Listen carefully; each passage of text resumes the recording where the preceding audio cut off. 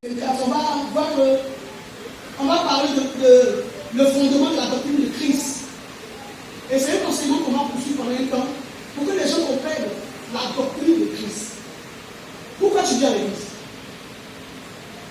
Jésus, tu dis à Christ, qu'est-ce qu'il a dit de quoi tu dois faire pour être appelé enfant de Dieu?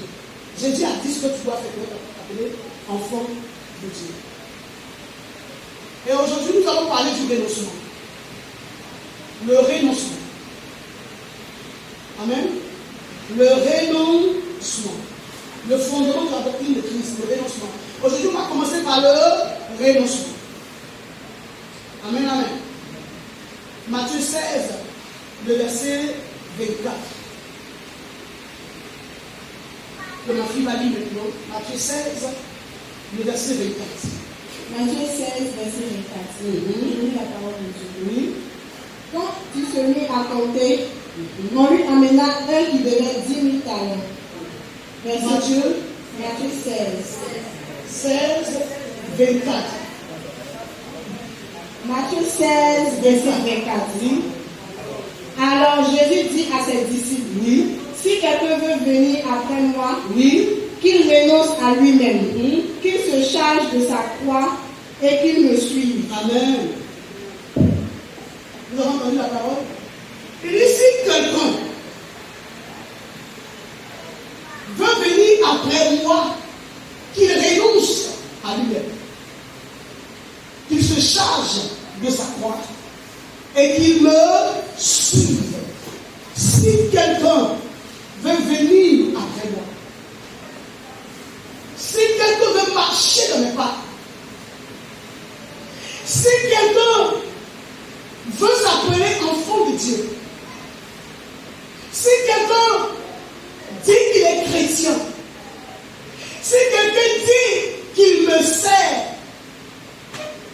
qu'il renonce à lui-même, lui-même là c'est qui? Lui-même commençant par ses pensées, lui-même commençant par l'état de son cœur, lui-même son caractère, ses attitudes, ses habitudes, son comportement. Quelqu'un m'entend ce matin?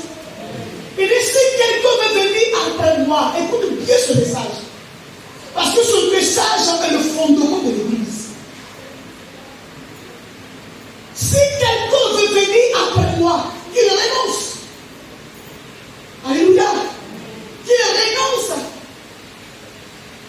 à ce qui est contraire aux enseignements de Jésus. Quelqu'un m'entend? Quand il parle de porter sa croix, c'est pas aller se tailler une croix pour porter une grosse croix au cou ou bien porter une croix sur son dos. Alléluia. Porter sa croix, c'est de vivre les souffrances du renoncement. Alléluia. Parce que quand tu as l'habitude de faire quelque chose que tu dis que tu ne fais plus, bien aimé, cela va te coûter, mais tiens bon, ne le fais plus. Alléluia. Si tu mentais, si tu volais, si tu te prostituais, si tu comprenais les nouvelles, si tu étais quelqu'un qui avait un mauvais caractère, tu aimais les palabres, tu aimais les colères, tu aimais toutes ces choses-là, bien aimé. Jésus dit, si tu prends la résolution de suivre, bien aimé, de porter sa croix, c'est de renoncer à tout ce qui est de ton caractère. Alléluia. Alors que nous savons que le renoncement n'est pas facile, c'est pourquoi il a parlé de croix. La croix que Jésus portait pour aller là, c'était quelque chose qui pesait. Alléluia. Mais il a porté ça pour aller au lieu du calme. Alléluia. Ça n'a pas été facile. Mais avant qu'il ne porte cette croix-là, lui-même là, il a vécu une vie de souffrance. Alléluia. La souffrance, tu peux le connaître, mais tu ne dois pas renier le Seigneur. Quelqu'un m'entend bien? Quelqu'un m'entend bien? Renoncer à tout ce qui est contraire à sa volonté. Nous allons prendre le livre d'Éphésiens 4, le verset 25. Tu vas comprendre ce que je dis. Éphésiens 4, le verset 25. Éphésiens 4, le verset 25. Éphésiens 4, verset 25. Mhm. Je lis la parole de Dieu. Mhm. C'est pourquoi Renoncez au mensonge. Il dit quoi? Renoncez au mensonge. Renoncez au mensonge. Et un enfant de Dieu qui dit appartenir au Seigneur, bien-aimé, doit comprendre que le nom du diable, c'est qui? Vous savez comment? Le père du mensonge dans le livre de Jean 8. Jésus a dit que le diable là, il est le père du mensonge. Quand je suis enfant de Dieu, le mensonge doit pour qu'il me quitte, il faut que moi je ne fasse pas. Alléluia. Dans le renoncement, il y a quoi aussi? Je dois prendre la décision de ne plus faire ces choses-là. Alléluia. Je dois renoncer à quoi? Elle a dit quoi tout à l'heure? Le mensonge. Le mensonge. Nous savons qu'il y a des gens parmi nous, c'est vrai qu'ils viennent à l'église, mais ils n'ont pas encore renoncé au mensonge. Alléluia. Pourquoi le Seigneur nous demande de renoncer au mensonge? Pourquoi il nous demande de renoncer au mensonge? Oui? Parce que cela ne fait pas partie du fruit de l'esprit. Alléluia. Celui qui a une bonne relation avec le Seigneur ne va pas mentir. Celui qui a une bonne communion avec l'esprit ne peut pas mentir, ne peut pas se trouver dans le mensonge. Parce que Jésus a été clair dans Jean 8. Il dit des personnes qui ont l'habitude de mentir, en fait, ne connaissent pas Dieu. Alléluia. Si tu as l'habitude de mentir, c'est que tu ne connais pas Dieu. Parce que le mensonge fait partie des œuvres mortes. Le Seigneur veut que le chrétien se libère des œuvres mortes. Le mensonge est une œuvre qui peut te tuer.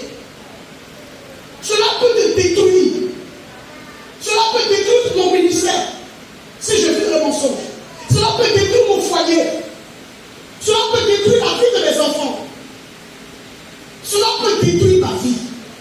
Le mensonge. Vas-y, ma fille. Renonçons au mensonge. C'est pourquoi renoncez au mensonge. Oui. Et que chacun de vous parle selon la vérité à son prochain. Yes. Renonçons au mensonge. Quand tu dois parler à un chrétien, ne prends pas le mensonge pour lui parler. Quelqu'un m'entend ce matin? Ne mens pas pour parler à quelqu'un qui est chrétien comme toi. Tu dis que tu as l'esprit de Dieu en toi. Est-ce que l'esprit de Dieu produit le mensonge? Je ne pense pas. Alléluia. Je ne pense pas. Dans le fruit de l'esprit, le mensonge n'y est pas. Je dois parler à mon frère, je lui parle selon la vérité que produit l'esprit. Parce que l'esprit que l'esprit nous a donné, son nom c'est l'esprit de vérité. C'est l'esprit de Christ. C'est l'esprit de vérité. Alléluia. On va prendre le livre de Colossiens 3, les versets 5 à 10. C'est un enseignement qu'on a beaucoup fait de la Bible. Le renoncement.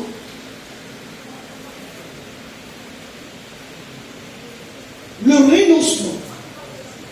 Colossiens 3, le verset 5 à 10. Oui, la parole de Dieu. Oui. Faites donc mourir les membres qui sont sur la terre. Il dit quoi? Faites donc mourir les membres qui sont sur la terre. Faites mourir les membres qui sont sur la terre. Vas-y. L'impudicité. L'impureté. Il dit quoi? Allons doucement.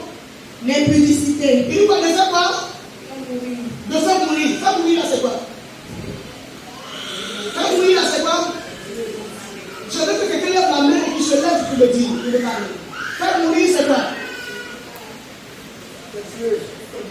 Non, ne parlez pas comme ça. Nous sommes à l'église. Oui, je lève, oui, je lève. C'est tuer, faire disparaître. Tu es quoi? Tu es quoi? L'impudicité. Amen, tu es l'impudicité, oui. Faire mourir. Faire mourir le péché. Oui, vas-y. D'abandonner le péché. De renoncer.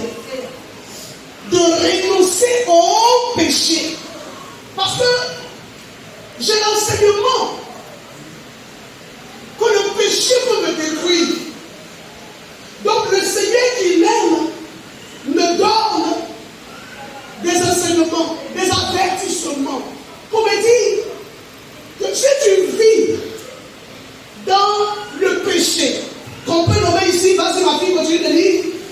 L'impudicité. Il dit quoi? L'impudicité. L'impudicité, c'est quoi? L'impudicité, c'est quoi? Qu'est-ce que c'est que l'impudicité? Toi qui veux le prendre, tu lèves les mains, tu te lèves. Oui, ma fille, Manier. Aller avec un homme hors mariage. Alléluia. Mais on ne parle pas des personnes qui sont venues déjà à l'église, étant déjà dans un foyer. Quand vous venez à l'église, étant déjà dans un foyer, j'ai toujours dit ici à vos maris, et je poursuis vos maris pour qu'il y ait d'autres. Alléluia. Pour qu'il y ait d'autres. Et après la dot, pour que nous allons au mariage. Je le fais parce que l'église ne peut pas vivre avec des personnes qui vivent le concubinage éternellement. Ce n'est pas vous qui voulez. Pourquoi? Parce que vous avez reçu le baptême d'eau et vous communiez, vous prenez part au repas du Seigneur. Alléluia. Chaque personne qui vit le concubinage et qui s'est fait baptiser doit commencer à prier pour que son conjoint ou sa conjointe se joue à lui pour le mariage. Alléluia. On ne demeure pas dedans. Parce que le Seigneur n'aime pas ça. Amen. Et quand Dieu dit qu'il n'aime pas quelque chose, ce n'est pas pour lui-même qu'il n'aime pas. C'est pour nous. Alléluia. C'est parce qu'il sait que en raison de ces choses-là, nous ne sommes pas en danger. Alléluia. Nous sommes en danger. Cela est très important. C'est pourquoi quand les gens viennent dans cette église, je veux les appeler au mariage. Et je veux qu'ils se marient. Alléluia. Parce que c'est ce que le Seigneur commence. Vas-y, ma fille. L'impureté. L'impureté. Tout ce qui est impur. Tout ce qui n'a rien à voir avec la vie de sanctification. Alléluia. Nous libérer de nos pensées impures. Vous savez, je l'ai toujours dit ici, hein, s'il y a un lieu où le diable travaille, c'est dans les pensées. Alléluia. Quand le diable se saisit de nos pensées, il nous communique des choses.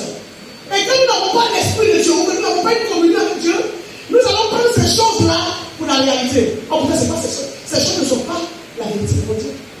Alléluia. Ce qui est la vérité, c'est ce que Dieu dit de sa parole. Amen, amen. L'impureté. Le Seigneur a interdit. Il dit, nous sommes une nation sainte. Nous sommes un peuple acquis. La nation sainte, là, c'est l'église. Alléluia. Donc, chacun de nous doit s'éloigner de tout ce qui est interdit. Parce que la Bible a des interdits. Amen. Ce que je suis en train de faire, et que la parole me dit de ne pas faire, c'est que la parole interdit cela. Alléluia. Alléluia. Je vais dire à quel point je puisse comprendre. Toucher à l'interdit, c'est de toucher à ce que Dieu nous a dit de ne pas toucher. Voici le français des racines. Amen, amen. Donc l'impudicité, l'impureté, les mauvaises pensées, les pensées qui n'ont rien à voir avec la Bible. Paul a dit à l'église au Corinthe, il dit, ayez les pensées de Christ. Qu'est-ce qui doit animer mes pensées? Les pensées de Christ. Si mes pensées sont animées d'autres pensées que Christ, c'est que j'ai un problème. Le problème est que je n'ai aucune relation avec l'esprit. Je n'ai pas de communion avec Dieu. Et donc, comme je n'ai pas de communion avec Dieu, dans la méditation, pour réfléchir ce que Dieu me dit dans sa parole, je ne médite pas. Je suis loin de la Bible. Je n'ouvre pas la Bible. Je n'ai pas un temps de communion. Le temps de communion, là, c'est la Bible. Nous passons devant Dieu avec la Bible. Lui demander de nous enseigner quand nous méditons. Et nous réfléchissons sur la parole du Seigneur. Pour nous éloigner de tout ce qui est interdit. L'impudicité est interdite dans l'église de Christ. Vous m'entendez? L'idolâtrie est interdite dans l'église de Christ. Parce que l'église n'est pas pour toi. L'église est pour le Seigneur Jésus. Ça lui appartient. Et c'est lui qui donne les doctrines de son église. Dans son église qu'il a bâti par son sang. Dans son église qu'il a bâti par son esprit. Il dit que ceux qui doivent faire partie de son église vivent une vie de sanctification. Et il a dit, c'est son église. Voici ce que lui te dit que tu rentres. Soit tu obéis, soit tu sors de l'église. C'est Christ qui a bâti l'église. Et quand je parle de l'église,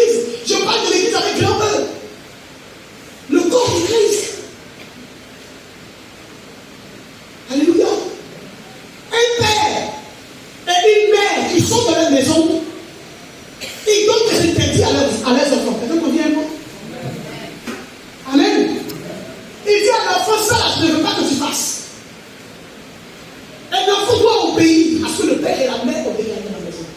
Si l'enfant n'obéit pas, c'est que l'enfant est bien rebelle. Et on le traitera comme il faut. Donc nous sommes des enfants de Dieu. Si nous n'obéissons pas à ce que Dieu nous a dit, c'est que nous sommes des enfants rebelles. Parce que c'est sa maison. L'église est la maison de Dieu. Dieu dit dans ma maison, voilà comment je veux que vous vivez. Il ne lui donne pas le choix. Il lui dit, voici comment lui il veut, ce qu'il veut. Il veut que nous vivons dans sa maison, dans la sanctification. Pourquoi? Parce que lui, il est juste. Alléluia. Amen. Quelqu'un m'entend? Quelqu'un m'entend? Donc on continue. Les passions, les mauvais désirs. Le mauvais désir. Et la cupidité. Yes. Qui est une idolâtrie. C'est ça. Verset 6. C'est à cause de ces choses que Oui. la colère de Dieu Oui. vient sur les fils de la rébellion. C'est à cause de ces choses que la colère de Dieu vient sur les fils qui se rebellent contre la doctrine de Christ. C'est pour ça que nous avons des problèmes à ne pas finir. Parce que nos pensées ne sont plus les pensées du Seigneur. Nous avons des pensées qui n'ont rien à voir avec la parole du Seigneur. Des pensées de pureté. Alors nous commettons toutes sortes d'actes. Et puis on n'a pas de regret. Et on ne se répond pas, on se plaît dedans. Et quand on nous fait des reproches, on se rebelle contre la personne qui nous a fait les reproches. Mais si Dieu nous dit que nous sommes des serviteurs de Dieu, que nous devons prêcher lui sa doctrine, quelle autre chose que je peux te donner comme conseil? Est-ce que je dois dire que livrer ton corps est normal? Est-ce que je dois te dire vive de l'idolâtrie, vive le péché de l'adultère, le péché de l'impudicité, le péché du mensonge? Est-ce que je dois te dire que ces choses sont conformes à la parole de Dieu? Non. Non. Je te dis que ces choses ne sont pas conformes. Mais là, cela peut ne pas te plaire, mais ça ne cache que toi seul. Quelqu'un me dit amen ce soir. Ça ne cache que toi seul. On t'a fait connaître ce qui est bien, homme. Ça a encore fait des choses. Alléluia. Les mauvais désirs naissent de nos passions et femmes. Nous voulons vivre n'importe comment. Mais non. De la doctrine de Christ, on ne vit pas comme ça. On ne vit pas n'importe comment. On vit selon ce que Jésus nous donne de vivre, selon ce que Jésus nous a dit. Quelqu'un m'entend ce matin? C'est son église. C'est lui qui a imposé ses lois. Ne viens pas parce que tu as les moyens financiers, ou bien parce que tu as un notaire, ou bien parce que ta famille est comme ça, nous imposer ce que le Seigneur a dit dans sa parole. Nous, on ne peut pas accepter ça. Quelqu'un me dit amen. Nous, on ne peut pas accepter ça. Moi, à lui, je ne peux pas accepter ça. Peu importe. Si je te dis que tu n'as pas une décision, ça ne regarde que toi. Mais je te dirai ce que Christ ne veut pas que tu fasses. Et c'est mon rôle de le dire. Amen. Amen. Amen. C'est mon rôle de te le dire. Je ne peux pas avoir peur de te le dire. Alléluia. Parce que tu n'es pas libre de faire ce que tu veux. Amen, amen. Amen, amen. Quand nous regardons au peuple d'Israël, on va voir que le Seigneur a fait beaucoup de choses pour eux. Mais ils ont refusé de vivre dans le blanchiment. Beaucoup parmi eux qui sont sortis de l'Égypte, qui avaient 20 ans, 25 ans, ont refusé de renoncer à ce qu'ils ont vu en Égypte, jusqu'à aller se fabriquer le bonheur. Parce que l'Égypte était un pays blanc. Alors ce peuple haïtien n'a pas été convenu de l'idolâtrie. Que malgré que le Seigneur ait répondu à leur cri, ce n'est pas Dieu qui criait d'eux. C'est eux qui criaient d'eux. Et le Seigneur a répondu à leur cri. En amenant quelqu'un pour les sauver.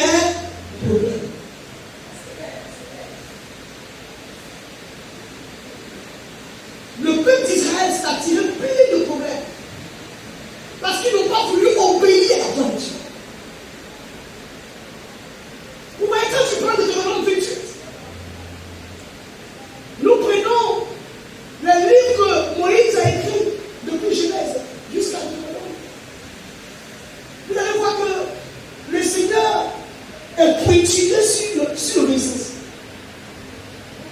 Parce que la désobéissance nous éloigne de Dieu. Alors que Dieu ne veut pas que ses enfants soient loin de lui. Dieu désire une relation. Quelqu'un m'entend? Dieu désire une relation avec ses enfants, avec son peuple, avec chacun de nous. Alléluia. Ce qui brise la relation, c'est la désobéissance. Et la désobéissance fait partie des œuvres mortes. Alléluia. À laquelle nous devons renoncer. Nous devons renoncer à la désobéissance. Quand tu prends la Bible, tous ceux qui ont désobéi à Dieu ont eu une fin tragique. Alléluia. C'est pourquoi quand moi je prie, je dis au Seigneur, papa, bénis-moi de l'obéissance. C'est ma prière. Si je me lève le matin, tu me dis déplace ça, je déplace. Alléluia. Quand il m'a dit, va, il faut comment te prendre une maison, j'ai vu dans cette foyer. Il m'a dit, prends-toi une maison et pars sur ton là-bas, parce que c'est le premier que je vais te construire l'église là-bas. Moi, je dis quoi? Je vais dire au Seigneur parce que mon mari est là, parce que mes enfants sont là, parce que il a dit celui qui met la main à la charrue qui regarde derrière, il n'est pas dit dessus. Moi, ma main est déjà à la charrue. Je vais dire quoi? Seigneur, tu viens de partir à l'autre, à cause de mon mari et mes enfants, je ne vais pas partir. Qui suis-je? Pour dire à Dieu que je ne l'ai pas quelque part. J'ai obéi. J'ai fait comprendre à mon mari, on a discuté, puis j'ai obéi. Alléluia. Tu n'es pas maître de ta vie. Il y a quelqu'un qui est maître de ta vie. Si tu veux faire ce que tu veux, vous deux, vous ne pouvez pas marcher ensemble. Alléluia. Ce n'est pas nous, notre volonté qui se fait de la vie de Dieu. C'est la volonté de Dieu qui se fait dans nos vies. Quelqu'un m'a dit ça? Quand le Seigneur nous dit par exemple, ne commets pas de publicité. En le faisant, tu ne fais pas du mal à Dieu. Parce que Dieu lui ne parle pas de grossesse avec un enfant qu'on a refusé. Il ne parle pas de grossesse. C'est pour ne pas que tu souffres que Dieu te met en garde. Alléluia. Si tu es un jeune aussi qui reconnaît la grossesse de la fille, tu n'as pas les moyens. C'est pour ne pas que les gens te vilipendent que Dieu dit ne connaît pas les publicités. Parce que dès que tu n'as pas les moyens, tu as aussi une fille et puis tu refuses. Parce que tu n'as pas les moyens. Pas parce que tu as refusé, mais tu n'as pas les moyens. Et puis tu souffres. C'est pour t'éviter ça. Que Dieu dit, ne vis pas dans ça. Toi, la fille qui va porter la grossesse, qui va compter maintenant sur l'argent de papa et maman pendant l'hôpital. L'enfant va dire, c'est papa et maman qui doivent faire le courson. Bien aimé, tu ne vas pas vivre comme tu dois vivre, mais tu vivras de la souffrance. C'est pour t'éviter ça que je te donne des conseils. Est-ce que l'homme te disait de ne pas faire ces choses-là, c'est du mal que tu fais? Quand tu deviens fille-mère, et que tu trouves un homme, que tu lui dis, ah, il veut te marier, puis tout, il entend que tu es fille-mère, il peut refuser de te marier, c'est pas la grâce de Dieu.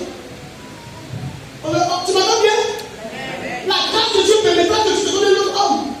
Parce que Dieu dira que tu as fait une erreur. Mais quand tu fais une erreur, que Dieu te regarde et que Dieu ne tombe plus, il ne faut plus tomber. Parce que si tu commences à faire des enfants et chaque père, là maintenant, là, ce n'est plus la volonté de Dieu, c'est ton choix que tu as fait de vivre comme ça. Là, tu assumes les conséquences. Une première fois, peut-être que c'est une erreur, mais deux fois, ce n'est plus une erreur. Trois fois, ce n'est plus une erreur. Alléluia. Quand nous vivons dans le péché, la seule personne qui souffre dans du péché, c'est nous-mêmes. Ce n'est pas Dieu. Donc nous devons renoncer au péché. Nous devons renoncer à l'idolâtrie, renoncer à l'impudicité, renoncer à toutes ces choses-là qui mettent un blocage entre nous et Dieu. Parce que ces choses-là sont des œuvres mortes. Quand on dit une œuvre est morte, c'est parce que Christ a vaincu ça. Donc maintenant le choix est dans tes mains, la décision est dans tes mains. Tu ne diras pas que le péché est plus fort que toi. Non! Christ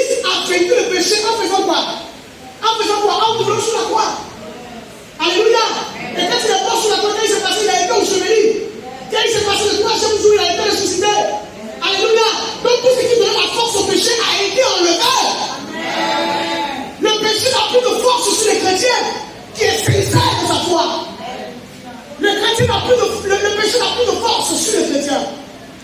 C'est le choix que le chrétien fait qui donne la force au péché. Alléluia. Quelqu'un m'entend ce matin? C'est le choix que nous faisons qui donne la force aux œuvres mortes. Parce que ce qu'il faut pour dominer le péché, dominer l'idolâtrie, dominer tout ce qui est œuvre morte, bien aimé, Dieu l'a fait habiter en nous. C'est pourquoi le peuple d'Israël ne pouvait pas obéir aux lois. Parce que ce qu'il fallait pour que le peuple obéisse aux lois, que Moïse allait prendre sur la montagne de Sinaï, n'était pas en eux. Alléluia. Quelqu'un m'entend ce matin? Ce qu'il fallait pour qu'ils obéissent aux lois n'était pas en eux. De qui je parle? Je parle du Saint-Esprit. Le Saint-Esprit vient sur des personnes que Dieu a choisies. Mais le Saint-Esprit ne pouvait pas habiter dans le corps de l'homme parce que le sacrifice expiatoire n'avait pas encore été fait. Donc le sang des animaux ne peut pas calmer la colère de Dieu envers l'homme. Alléluia. Mais après le sacrifice expiatoire de Jésus, bien aimé, il a fait habiter en l'homme son esprit qu'il chérit tant. Dieu est l'esprit qu'il a fait habiter en nous. Maintenant, comment nous entretenons cet esprit-là? C'est ça qui est le problème. Comment nous entretenons l'esprit que Dieu a fait habiter en nous? Nous entretenons cet esprit-là par le mensonge, par la colère, par la convoitise, par les soumissions, par l'infidélité. La crainte de Dieu n'est pas en nous. Nous ne voulons pas être des personnes intègres. Nous voulons vivre comme nous voulons. Mais bien aimé, si c'est pour vivre comme tu veux, retourne dans le monde. Dans le monde là-bas, chacun fait ce qu'il veut. Mais dans le Seigneur, il n'a pas permis de faire ce qu'on veut. Et Corinthiens 6 l'a dit. Il nous a racheté à un grand prix. Alléluia. Il nous a racheté quoi? À un grand prix. Et le corps n'est pas pour le publicité. Ton corps n'est pas pour le péché. Ton corps n'est pas pour l'idolâtrie. Ton corps n'est pas pour le mensonge. Ton corps est pour le Seigneur. Quelqu'un m'entend? C'est pourquoi le livre de Corinthiens 6, Paul pouvait dire, protège le membre de Christ. Les membres de Christ. Tout ce qui est en nous sur les membres de Christ. Protège les membres de Christ pour en faire le membre d'une prostituée. Il dit non, on prend de là. Alléluia. Alléluia. Nous venons à l'église, sachons que le Seigneur est contre tout ce qui est péché que j'ai nommé. Le mensonge, la colère, l'animosité, la haine, l'orgueil, l'insoumission, l'infidélité, la désobéissance. Bien aimé, toutes ces choses-là sont contraires à la volonté de Dieu. L'impudicité, l'adultère, le vol, les calomnies. Bien aimé, il y a longtemps. L'idolâtrie, toutes ces choses-là, mais c'est contre Dieu. Alléluia. Et il est contre cela et il nous a fait connaître qu'il est contre cela. Maintenant, c'est à nous de faire le choix. Alléluia. Il n'a pas caché. Dieu n'a pas pris le droit pour te cacher ce qu'il ne veut pas que tu fasses. Il est Dieu. Il t'a fait connaître ce qu'il ne veut pas que tu fasses. Quand tu le fais, tu as la connaissance que tu le fais, tu as fait un choix. Donc les conséquences qui viennent du choix que tu as fait, tu as reçu les conséquences. Quelqu'un me dit Amen. Amen. Quelqu'un me dit Amen. Amen. Apprenons à nous libérer de ce qui peut nous détruire. Quelqu'un m'entend ce matin? Apprenons à nous libérer. Et nous libérer, c'est facile. C'est la résolution que tu vas prendre. Ce n'est pas difficile. On va prendre la parole de Deutéronome 30. C'est le dernier passage de ma Bible. Deutéronome 30. C'est le dernier passage de ma Bible.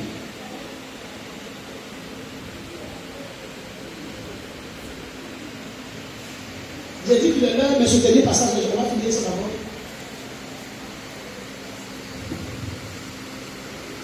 Deutéronome 30. Deutéronome 30. À partir du verset 11. Deutéronome 30, verset 11. Je lis la parole de Dieu. Oui. Ce commandement que je te prescris aujourd'hui n'est certainement point au-dessus de tes forces et hors de ta portée. Amen. Il dit, le commandement qu'il a fait te prescrire aujourd'hui, il parle du peuple d'Israël. Le commandement qu'il a donné au peuple, le Seigneur leur a dit qu'ils peuvent appliquer ça, parce que ce n'est pas au-dessus d'eux. Ne pas tuer n'est pas au-dessus d'eux. Alléluia. Ne pas faire ce qui est mauvais n'est pas au-dessus d'eux. Parce que lui, Dieu, il veiller quand quelqu'un va prendre la résolution. Alléluia. Il dit qu'il n'est pas hors de ta portée.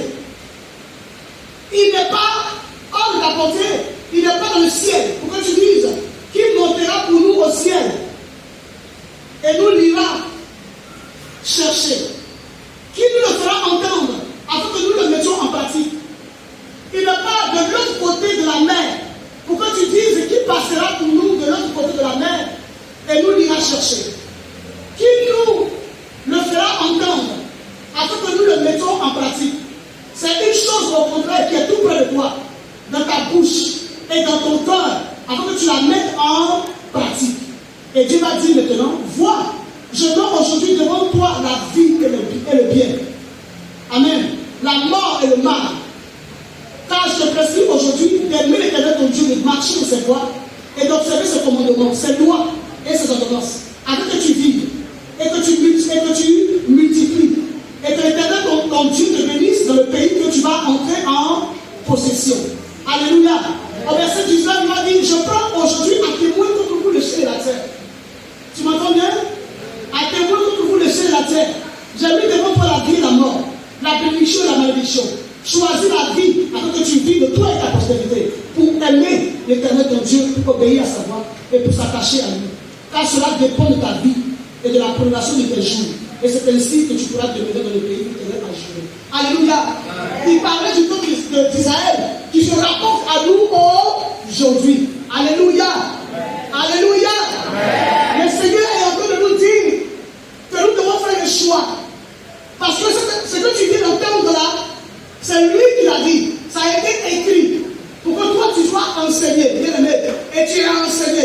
Quand il finit d'enseigner, tu ne diras pas, oh non, il n'y a personne pour me prêcher.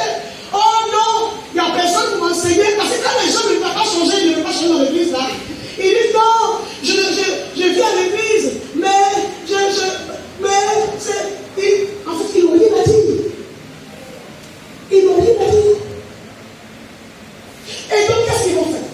Ils vont aller se chercher les pasteurs sur les églises. Ils vont aller chercher des pasteurs d'autres églises pour aller dans les églises. Mais qui te dit que c'est ce qui va te changer? Quand je te dis par exemple que tu ne dois pas commettre des actions qui parlent devant le Seigneur, est-ce que c'est parce que tu vas changer l'église que la parole ne va changer? Si tu vas dans une église où on ne dit pas ça, c'est que l'église n'est pas de Dieu. Ça ne vient pas de Dieu. Alléluia. Donc la personne qui doit changer, ce n'est pas nous qui donnons le message. C'est toi qui donnes le message qui a pris une décision. Si nous nous donnons ce que nous pouvons. Alléluia. Celui que tu vas aller retrouver dans notre église, il va donner ce qu'il veut. Mais il ne peut pas enseigner autre chose que la doctrine de Christ. Si la personne t'enseigne autre fondement que le fondement de la parole de Christ, bien aimé, c'est que la personne que tu vas sortir de son église, c'est que tu ne connais pas Jésus. Et tu m'entends bien? S'il t'enseigne autre chose que la doctrine du Seigneur, c'est qu'il n'a jamais connu Jésus. Alors ne dis pas que je vais aller sur Internet et là-bas je serai super. Bien aimé, tu peux être super, mais est-ce que ton caractère change? Hein? Moi-même qui j'ai envie de prêcher les enfants, qui te dit que mon caractère change? Bien aimé. Et que tu ne renonces pas à ce qui n'aime pas par obéissance, bien aimé, tu t'attires des problèmes. Quelqu'un m'entend? Tu t'attires des problèmes.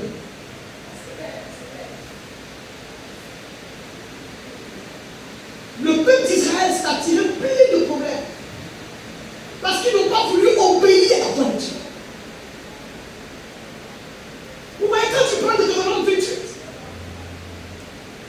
nous prenons les livres que Moïse a écrits depuis Genèse jusqu'à Deutéronome. Vous allez voir que le Seigneur est pointillé sur l'obéissance. Parce que la désobéissance nous éloigne de Dieu. Alors que Dieu ne veut pas que ses enfants soient loin de lui. Dieu désire une relation.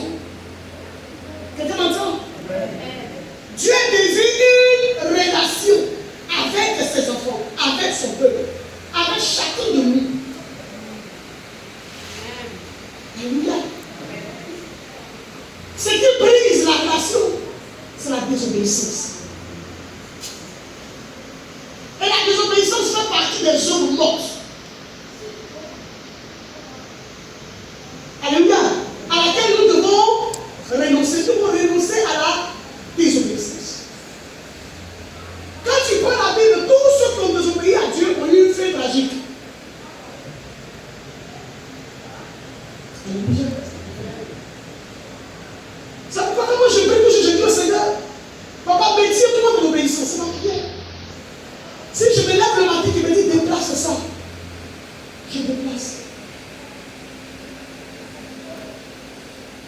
Alléluia. Quand il m'a dit, va, il faut qu'on va te prendre une maison. J'ai vu dans ce foyer. Il m'a dit, prends-toi une maison et passe du temps là-bas. Parce que c'est dans tes mains que je vais te construire l'église là-bas. Moi, je dis quoi? Je vais dire, non, Seigneur, parce que mon mari est là. Parce que mes enfants sont là. Parce que il a dit, celui qui met la main à la charrue, qui regarde derrière, n'est pas dit dessus. Moi, ma main est déjà à la charrue. Je vais dire quoi? Seigneur, tu viens de partir à nous, à cause de mon mari et mes enfants, je ne vais pas partir. Qui suis-je? Pour dire à Dieu que je ne vais pas te comprendre. J'ai obéi. J'ai fait comprendre à mon mari, on a discuté, puis j'ai obéi. Alléluia. Tu n'es pas maître de ta vie. Il y a quelqu'un qui est maître de ta vie. Si tu veux faire ce que tu veux, vous deux, vous ne pouvez pas marcher ensemble. Alléluia. Ce n'est pas nous, notre volonté qui se fait de la vie de Dieu. C'est la volonté de Dieu qui se fait dans nos vies. Quelqu'un m'a dit ça? Quand le Seigneur nous dit par exemple, ne commets pas les publicités. En le faisant, tu ne fais pas du mal à Dieu. Parce que Dieu lui ne parle pas de grossesse avec un enfant qu'on a refusé. Il ne parle pas de grossesse. C'est pour ne pas que tu souffres que Dieu te met en garde. Alléluia. Si tu es un jeune aussi qui reconnaît la grossesse de la fille, tu n'as pas les moyens. C'est pour ne pas que les gens te vilipendent que Dieu dit ne commets pas les publicités. Parce que tellement que tu n'as pas les moyens, tu as ensuite une fille et puis tu refuses. Parce que tu n'as pas les moyens. Pas parce que tu vas refuser, mais tu n'as pas les moyens. Et puis tu souffres. C'est pour t'éviter ça. Que Dieu dit, ne vis pas dans ça. Toi, la fille qui va porter la grossesse, qui va compter maintenant sur l'argent de papa et maman pour aller à l'hôpital. L'enfant va dire c'est papa et maman qui doivent faire le courson. Bien aimé, tu ne vas pas vivre comme tu dois vivre, mais tu vivras de la souffrance. C'est pour t'éviter ça que je te donne des conseils. Est-ce que même te disant de ne pas faire ces choses-là, c'est du mal que tu me fais? Quand tu le dis fille, mère, et que tu trouves un homme, que tu lui dis, ah, il veut te marier, puis il entend que tu es fille, mère, il peut refuser de te marier, c'est pas la grâce de Dieu. Tu m'entends bien? La grâce de Dieu permettra que tu te donnes un autre homme. Parce que Dieu dira que tu as fait une erreur. Mais quand tu fais une erreur, que Dieu te relève et te dit ne tombe plus. Il ne faut plus tomber. Parce que si tu commences à faire des enfants et chaque père, là maintenant, là, ce n'est plus la volonté de Dieu, c'est ton choix que tu as fait de vivre comme ça. Là, tu assumes les conséquences. Une première fois, peut-être que c'est une erreur. Mais deux fois, ce n'est plus une erreur. Trois fois, ce n'est plus une erreur. Alléluia. Quand nous vivons dans le péché, la seule personne qui souffre du péché, c'est nous-mêmes. Ce n'est pas Dieu. Donc nous devons renoncer au péché. Nous devons renoncer à l'idolâtrie, renoncer à l'impudicité, renoncer à toutes ces choses-là qui mettent un blocage entre nous et Dieu. Parce que ces choses-là sont des œuvres mortes. Quand on dit une œuvre morte, c'est parce que Christ a vaincu ça. Donc maintenant le choix est dans tes mains, la décision est dans tes mains. Tu ne diras pas que le péché est plus fort que toi. Non. Christ a vaincu le péché en faisant quoi? En faisant quoi? En mourant sur la croix. Alléluia. Et quand il est mort sur la croix, quand il s'est passé, il a été enseveli. Quand il s'est passé le troisième jour, il a été ressuscité. Alléluia. Donc tout ce qui donnait la force au péché a été enlevé. Le péché n'a plus de force sur les chrétiens qui est sincère de sa foi. Le péché n'a plus de force sur les chrétiens. C'est le choix que le chrétien fait qui donne la force au péché. Alléluia. Quelqu'un m'entend ce matin? C'est le choix que nous faisons qui donne la force aux œuvres mortes. Parce que c'est qu'il faut pour dominer le péché, dominer l'idolâtrie, dominer tout ce qui est œuvre morte. Bien aimé, Dieu l'a fait habiter en nous. C'est pourquoi le peuple d'Israël ne pouvait pas obéir aux lois. Parce que ce qu'il fallait pour que le peuple obéisse aux lois que Moïse allait prendre sur la montagne de Sinaï n'était pas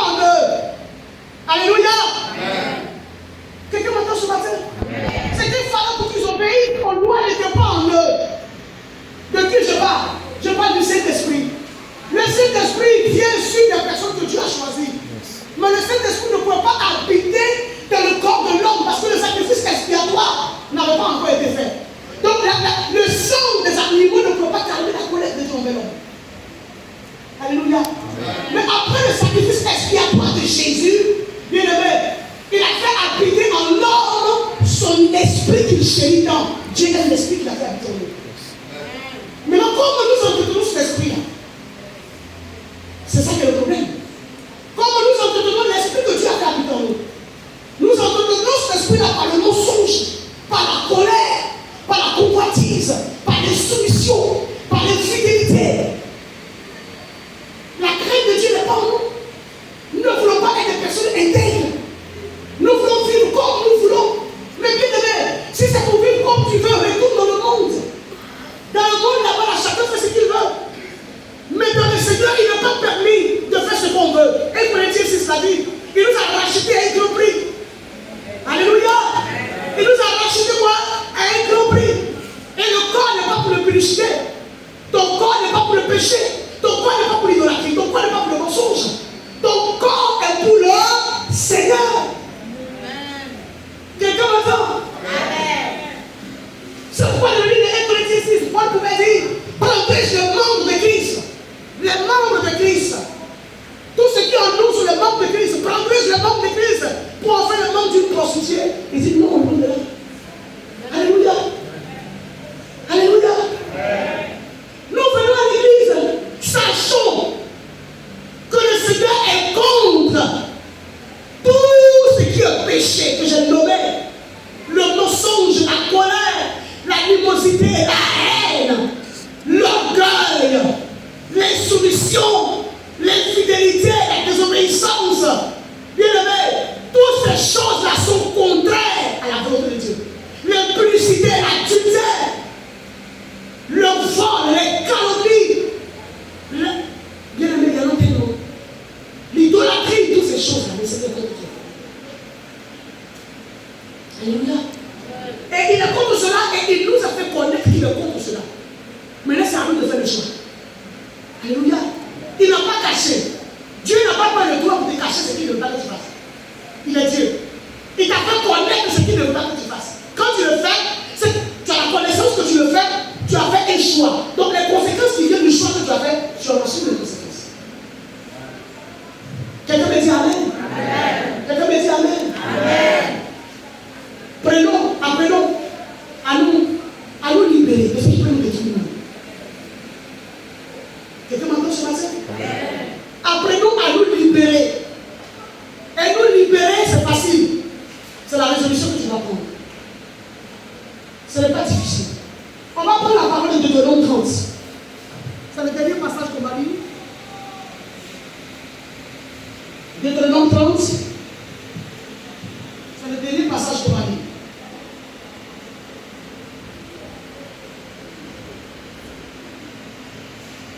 J'ai dit qu'il est l'heure, mais ce dernier passage, on va finir ça d'abord.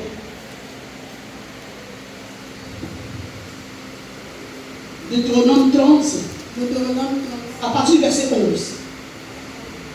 Deutéronome 30, verset 11. Je lis la parole de Dieu. Oui. Ce commandement que je te prescris aujourd'hui n'est certainement point au-dessus de tes forces, ni hors de ta portée. Amen. Il dit, le commandement qu'il est en train de te prescrire aujourd'hui, il parle du peuple d'Israël. Le commandement qu'il a donné au peuple, le Seigneur nous a dit qu'il peut appliquer ça, parce que ce n'est pas au-dessus d'eux. Ne pas tuer n'est pas au-dessus d'eux. Alléluia. Ne pas faire ce qui est mauvais n'est pas au-dessus d'eux. Parce que lui, Dieu, il va veiller quand quelqu'un va prendre la résolution. Alléluia. Il dit qu'il n'est pas hors de ta portée. Il n'est pas hors de ta portée. Il n'est pas dans le ciel. Pour que tu dises qu'il montera pour nous au ciel. Et nous l'ira chercher. Qui nous le fera entendre afin que nous le mettions en pratique. Il n'est pas de l'autre côté de la mer. Pour que tu dises qui passera pour nous de l'autre côté de la mer et nous l'ira chercher. Qui nous le fera entendre afin que nous le mettons en pratique. C'est une chose au contraire qui est tout près de toi, dans ta bouche et dans ton cœur, afin que tu la mettes en pratique. Et Dieu m'a dit maintenant, vois, je donne aujourd'hui devant toi la vie et le bien. Amen. La mort et le mal. Car je te prescris aujourd'hui d'aimer l'Éternel ton Dieu, de marcher dans ses voies et d'observer ses commandements, ses lois et ses ordonnances, afin que tu vives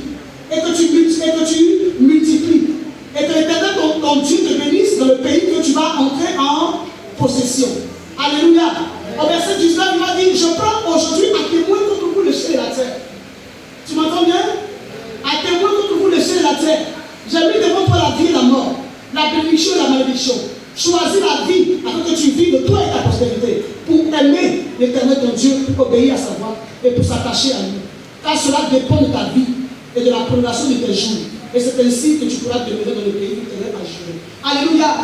Il parlait du peuple d'Israël qui se rapporte à nous aujourd'hui. Alléluia. Alléluia. Le Seigneur est en train de nous dire que nous devons faire le choix.